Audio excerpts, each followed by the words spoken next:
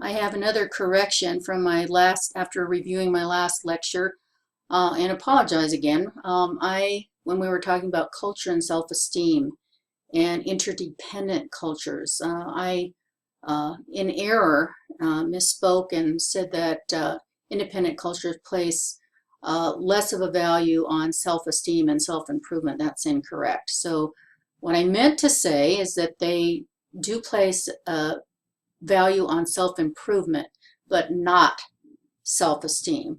So rather on focusing on their self-esteem and their self-esteem levels and how that affects them, they're more inclined towards self-improvement. And this really kind of relates to that quality of humbleness that a lot of times goes hand in hand with interdependent, more communal cultures. So I apologize for that, and I encourage you, at the end of each lecture series for each chapter, if I haven't corrected myself and you still have questions that I haven't, or you need clarification, to let me know about that so that I can get back to you. This is a collaborative effort, just not an independent effort on my own to try to augment your learning. So let me know, and we will go on to the next topic, self-verification. So this is a theory that we tend to strive towards stable, subjectively accurate beliefs about ourselves. And there's something about the consistency of being able to match what others think about us and how we think about ourselves, so that we can have a sense of coherence in who we are, so that we can appear to be and feel trustworthy to others. And so because of that, we tend to selectively attend to and remember information that is consistent with our self views, and we tend to ignore or discount information that does not match our own self view. So this could actually pertain to not just positive attributes, but if we have a negative self view, we're more likely to notice when people give us feedback that corresponds to that negative self view, and to give credence to it than if they tell us some kind of story about how great we are. So that's kind of an interesting thing about self-verification. We want it to match our own sense of self that we have, our own self-construal. Self-discrepancy theory. Now this is from work by Tori Higgins back in the 80s. And it's a theory that we're motivated by standards that reflect different parts of ourselves. So he brought in the idea of the ideal self and the ought self, and of course the actual self. And so his idea was that we compare our actual self to our ideal self, and we also compare ourselves to our ought self. So our ideal self is the best self we could be. Our ought self is relates to things that we believe we should be doing. So falling short of those standards produces specific emotion. So in comparing our actual self to our ideal self, the best self that we could be, if there's a big discrepancy, then we can experience dejection-related emotions. So that includes lowered self-esteem and depression. When we're comparing our actual self to our ought self, who we think we ought to be, then we can suffer from agitation.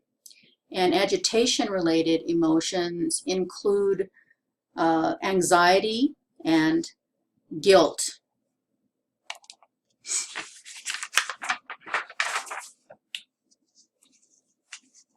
And here are the three different definitions for these three different parts of the self that Higgins proposes the definition for the actual self is a self that we believe we are, our own self-construal. The ideal self is that self that embodies our aspirations of the best self that we could be. And the odd self is a self that's concerned with our obligations, duties, external demands that we have, and things that we feel compelled to honor. So when there are discrepancies between our actual self and our ideal self, or our actual self and our odd self, that guides us to regulate our behavior, to bring them, to close the gap between them, to become more consistent as a whole self.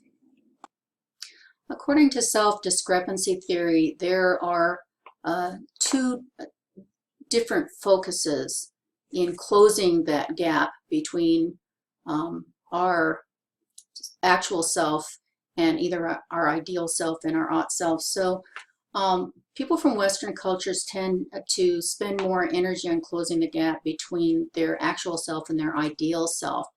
So they use self-regulation to close that gap, and they focus on attaining positive outcomes and more approach-related behaviors. Whereas people from more interdependent cultures, like East Asian cultures, are more likely to concentrate more on closing the gap between their actual self and their ought self. So it's more of a prevention focus style, and the focus is more on avoiding negative outcomes as opposed to attaining positive outcomes. And it's more of avoidance related behaviors to minimize the impact of negative results. So a little bit different focus depending on the culture. We'll talk next about ego depletion. And this is really a result of promotional focus. So that idea that our ideal self needs to match our actual self, or our actual self needs to be consistent with our ideal self. Sometimes that kind of focus on regulating our behavior requires a lot of mental energy, and it can lead to a state of ego depletion. So this is ego depletion is defined here as a state produced by acts of self-control or self-regulation, which people lack, in which people lack the energy or the resources to engage in further acts of self-control, even if it's about something non-related. For instance, this was a pretty fun research study, I think. Back in 1998, Baumeister and colleagues had participants engage in eating either radishes or chocolate chip cookies. So imagine you're in a study like this, and you're randomly selected to be in the radish group, so you only get to eat radishes, when your friend is in the cookie group and they're eating cookies. What do you think happened? Well, later on, after they engaged in this, either eating radishes or cookies, they were asked to complete a task, and it was actually a puzzle task that was unsolvable. There was in no way to actually put the puzzle together right. And what they found was that the individuals who ate the radishes gave up at trying to solve the puzzle a lot faster than the group that ate the cookies. They persisted, and they had more willpower and were able to spend more energy trying to solve that problem if they had the cookies. So the idea here is that the energy that it took to restrain themselves and not being able to eat the cookies, the group that ate the radishes depleted their ego and their ability to self-regulate and continue to persist in the unsolvable task. We'll talk next about automatic self-control strategies. So these strategies can be developed automatically without us even realizing it, kind of on an unconscious level, and they influence our behavior and our thoughts and lead us to approach goals and to avoid temptation. So they kind of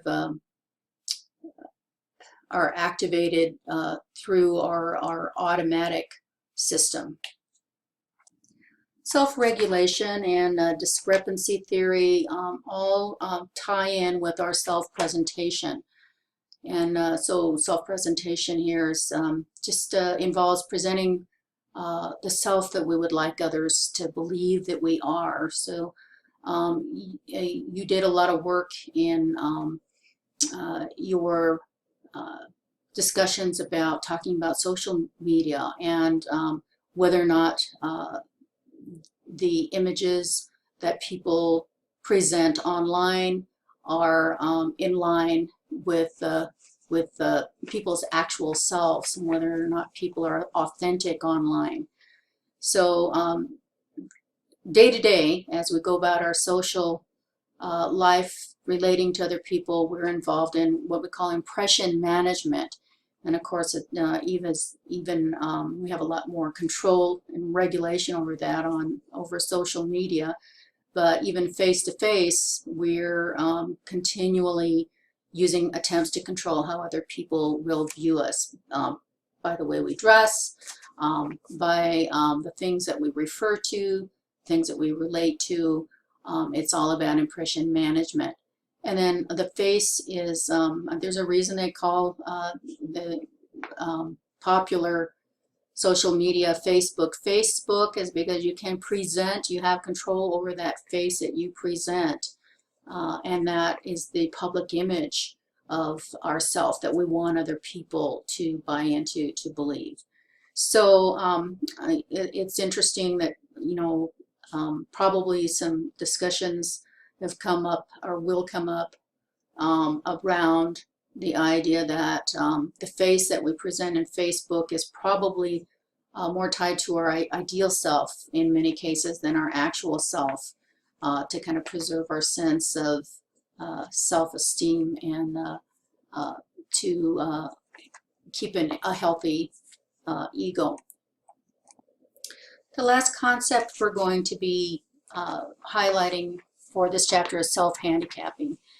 And self-handicapping involves engaging in self-defeating behavior in order to have an excuse should you fail.